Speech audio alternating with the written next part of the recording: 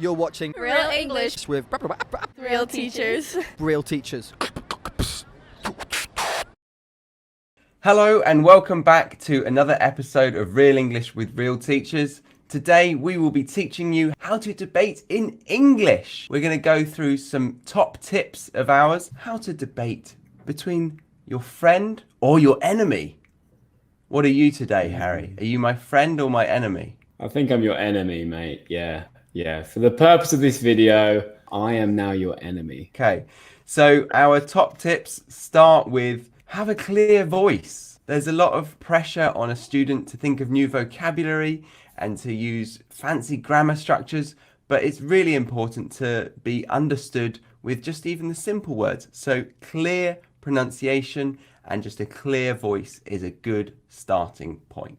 Yeah, if they can't understand you, then there's no way you're going to win the argument. So very, very important. Our next top tip for you guys when arguing with your friends in English is to try and organize your thoughts carefully. What do we mean by that? Try and have a structure to your argument. You know, what's your opening statement? What's the main body of your argument? And how are you going to finish them with the final blow, final whack around the face? So maybe take your time to organize your thoughts and then hit them hard. Don't rush. And going on from organized thoughts, Harry said about the end point and the beginning point, you really do need to stress a clear statement about the introduction and the ending because most people remember that the most. Unfortunately, they forget about the middle part and they think about, did he end well? And they have a very good first impression of you. So I'm going to give you a good first impression and I'm going to end well. Great. I look forward to seeing how you end, Charlie. And then, not finally, penultimately, we have effective use of argumentative language. So throughout this video, we're going to be showing you some really good argumentative language that you can use in your arguments, in your disagreements with friends. Or enemies. Or enemies, yeah. It may not come naturally to you as a learner, so we're here to help you with that. And last but not least, you've got to be respectful of your opponent. You know, you can't talk dirty to them. You are going to win the argument by being superior in your debate language, not being disrespectful to the other person. But all right. Enough of this, Charlie. Let's get on with the debates, yeah? Come on, hit me. Yes. Okay. Before we start with the debates, we want to tell you about the sponsor, which is italki. italki.com is an online language learning platform. Harry and I are on there and plenty more people for you to choose from as well. It's a great place to become more fluent in a language. I'd say that is the main benefit of interacting with a tutor online. You can talk and develop your fluency, build vocabulary, and really get more comfortable using the language without even leaving your home. So they say to become fluent, you need to use it a lot. You need to use the language as much as you can. And italki is giving you the chance to do that via Skype. So great website to connect with native teachers of languages. That's true, yeah. And it's a bit of a myth buster. Most people think you've got to move to another country to be able to speak that language. But in this day and age, you don't have to. You can connect with a tutor, a native tutor, and be in your own comfort of your own home. So hop on to italki.com and you can get yourself $10 worth of italki credits after your first lesson purchase. Just click that link below. Let's get going with the video. Okay, so the first debate that Harry and I are going to talk about is, should you wash your legs in the shower? Should you wash your legs in the shower? I'll tell you what, I'm going to flip a coin for this because I think it's fairer. So a head says you should wash your legs in the shower for me. And it's a heads. So I think, yes, you should wash your legs in the shower, and you think you shouldn't. Okay, so in my humble opinion, I believe that washing your legs in the shower is of fundamental importance. First off, we can't wash our legs anywhere else. Imagine trying to wash your legs in the sink. So this question, you know, it's Should you wash it in the shower? Well, of course you should. Where else are you going to do it? Imagine trying to do it, putting your leg up on the sink.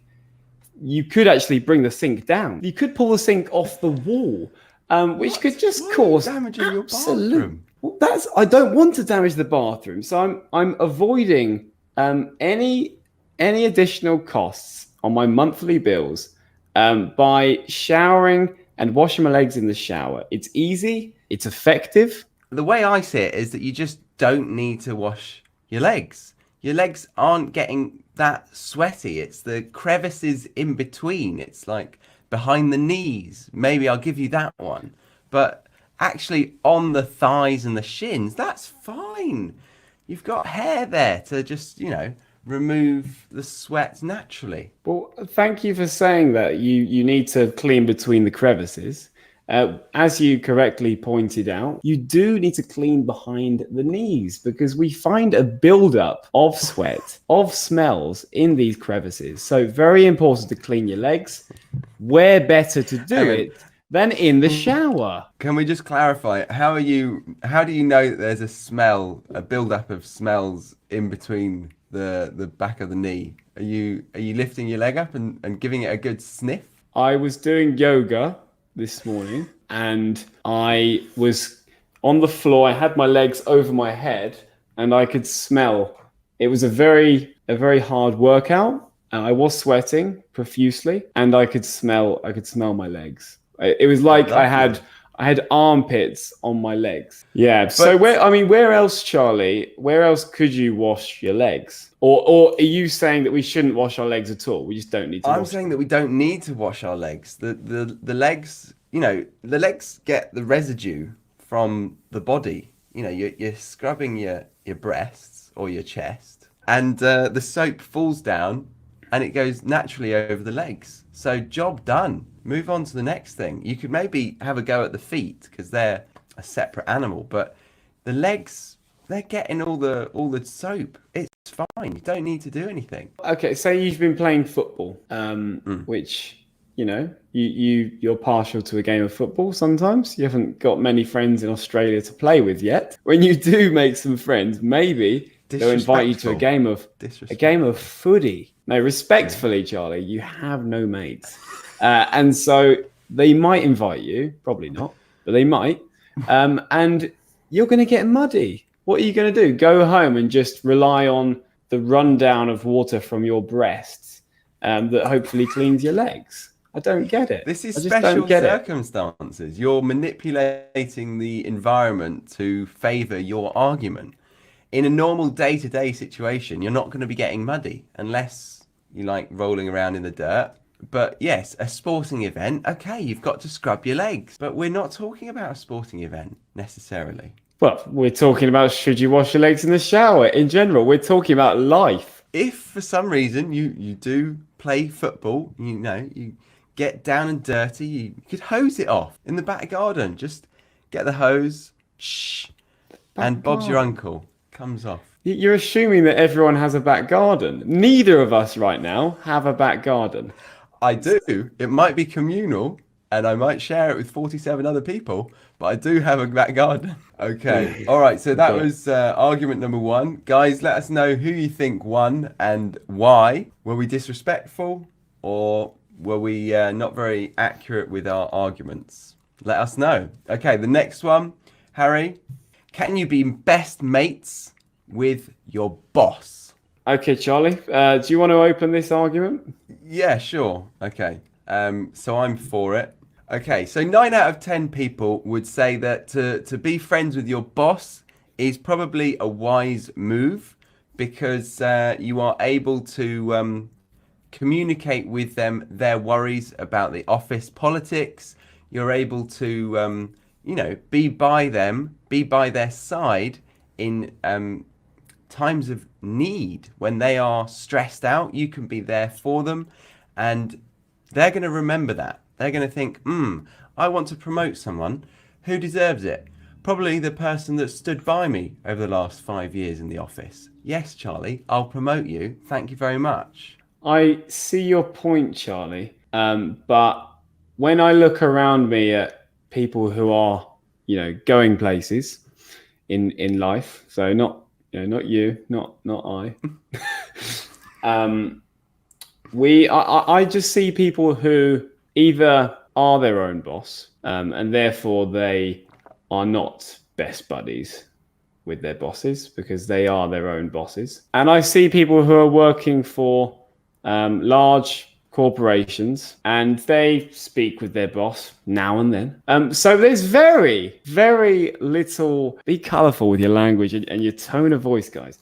There's very little evidence to support what you are saying. Can you give me one example of somebody successful who is best friends with their boss? Come on, give me one example. I've got to see this. Yeah, I mean, off the top of my head, Richard Branson, he was famously best friends with his boss when he was 22, and they gave him a couple of million to go on with his Virgin Atlantic, and then the rest is history. So if he can be successful from it, so can you, Harry. So you should probably be better friends with this guy in the hot seat, because he'll be able to take you places. Not a boss. Maybe Australia. Don't refer to yourself in the third person, Charlie. You're not a boss.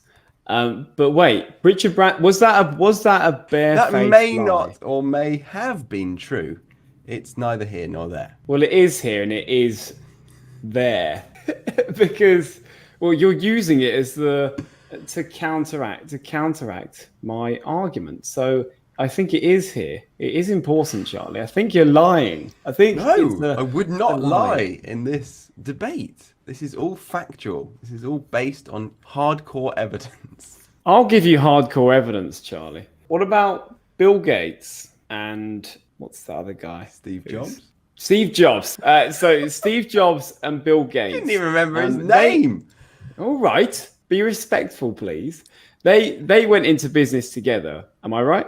Didn't they start together? No, didn't they start together in a garage? Well, let's assume they did go into business together in a garage. They were best friends. Okay. And then they were best friends in a garage. Mm-hmm. Yeah, they didn't live in the garage together. They worked together there. That was their like us. They do a bit, yeah. Immersion courses in the garage. They were best friends, and then things just didn't work out because it was difficult to kind of have a hierarchy between them. They had lots of opposing ideas. It was too hard because sounds exactly like us. It was too testing for their friendship, and for that reason, it didn't work out, and they had to go their separate ways. Go to another continent, fly off, and be successful in the other continent without the other one? Don't think they had to, because America's so bloody big. So we've clearly decided there that I'm the winner, but in the comments, let us know whether you think I'm right or whether you think Harry is. So the next debate we have for you guys is, if you were a hot dog and you were starving, would you eat yourself? All right, Harry has flipped a coin. So the real question here is, are you able to survive at all with just a nibble of yourself? Are you able to, eat a little bit of yourself and still enjoy the meal but not die? I think so. Yeah. If I were a hot dog, I wouldn't actually have any kind of feelings. I wouldn't experience pain. So would you experience it wouldn't hunger? hurt me. Well, the question is, if you're a hot dog and you were starving. So this particular hot dog, yes, does experience hunger. Good point. Always read the question, guys. Very important. So I am starving, and this particular hot dog doesn't have any feelings of pain. So I could eat a little bit of myself, a little bit of bread, a little bit of sausage, maybe even half. I could eat half of myself. Because I probably wouldn't experience any emotional pain either. As I'm nearing my death and I'm eating myself, gradually working my way up towards my mouth, I wouldn't even be fearing death. So yeah, absolutely. I would eat myself until it's just my mouth, and then I would try and eat my mouth. Or I'd wait for one of my hot dog friends to come along and eat my mouth. Another thing to consider, though, is how are you ever going to manage to get to the bottom end of yourself? if you're a hot dog? Are you particularly flexible in this case? Yeah, I mean, most like pre-cooked sausages are quite bendy, aren't they? They're quite bendy, but can you really, get them full circle? I think what I would have to do is lie in a door frame, in the kind of threshold of the door, and I'd wait for someone to slam the door, which would break me in half. I would then start to roll on my side towards the other half of me, which has been cut off, and I would start to sliding along on my stomach. I would work my way down towards the abdomen. You'd work your way down from my feet. I'd work my way up from the feet to the abdomen. Okay, so you wouldn't go into the middle, because the middle would be maybe the juiciest bit because it's cut already. You wouldn't have to start the tough sort of end bit. Well, if you remember correctly, hot dogs don't actually have feet. Yeah, but the end bit is a bit like... Oh, I like that. I like the end bit of the wiener. It's nice. Yeah? Yeah, I'd start there. Yeah, I'd nibble very gently, just work my way up. And remember to refrigerate the other half as well. Once you've started nibbling and you're done, because I imagine a hot dog could probably last for a week on itself. So I would put the other half of me in the fridge. Yeah? How would you manage that? How would you manage to get yourself in the fridge? Would you go with it as well? Because you would perish if you were outside of the fridge. But then you'd be cold as well. But again, I wouldn't be feeling anything. So I would, just so I don't go off. I don't want to go off. That's the most important thing. If you go off, that's basically death. For a hot dog is going off. Then that's the cancer of mold. No! Yeah, exactly. Yeah, we need to find a cure for mold. I'd probably just roll into a cold place. I'd roll under a plastic bag or something on a nice cold day. Sounds like a sleeping bag equivalent. Yeah, or an old condom that I find just sort of side of the street. A condom would be perfect. Or just roll near a fridge and sort of lay there, sort of like nodding to the owner of the house. Go on, put me back in. But That's a really good idea. You're buggered if there's a dog in the house. Woo. He'll have your meal as well. He'll eat your toes. So to sum up, you're saying you would eat yourself bit by bit, but you'd keep it cold. I'd keep it cold. Yeah, I'd eat myself, but I'd eat myself sensibly. I would choose to accept the starving feeling. I would overcome that. I would meditate through it and, just get used to it and go out intact. I would die happily knowing that I have not suffered by slamming a door, rolling around the fridge, trying to get in there desperately, nibbling at my toes. Maybe a dog can eat me. Maybe a human can eat me. I don't mind, as long as I serve the world. Sayonara. Goodbye. Right. That's your mission as a hot dog, is it? To serve the world. Yeah, that's my mission. You're going to be devoured, whether you like it or not. Wouldn't you rather do it yourself? Wouldn't you rather have the power and control over you? No. I'd like to serve the humans that have factory produced me in very inhumane conditions. Yeah, they deserve to eat all my processed meat. Oh, fair enough. Each to their own. Each to their own. I mean, personally, I would rather take my own life than let someone else take it. I guess we've got to agree to disagree, Harry. But thank you for debating with me. You're welcome, Charlie. It's been a lot of fun. So, guys, who do you think has won these debates? We've had some good ones. And we also want to hear your opinions on these matters. Should we have a quick recap of what they are, Charlie? And people could write their comments below. Yeah. The first one was, should you wash your legs in the shower? The second one was, can you be best mates with your boss? And the third one, if you were a hot dog and you were starving, would you eat yourself? You know you would. Cool. Thank you very much, guys. Don't forget to subscribe, click that bell, and let YouTube notify you on your mobile device to not miss another episode from Real English with Real Teachers. Remember to give it a like if you like this video. If not, give us a thumbs down. Tell us why. Tell us what we can improve, and we'll be there next time helping you improve your English. That's all from us. Bye for now. And don't forget to follow us on Instagram to get more day-to-day posts and stories helping you learn English in more dynamic and interactive ways.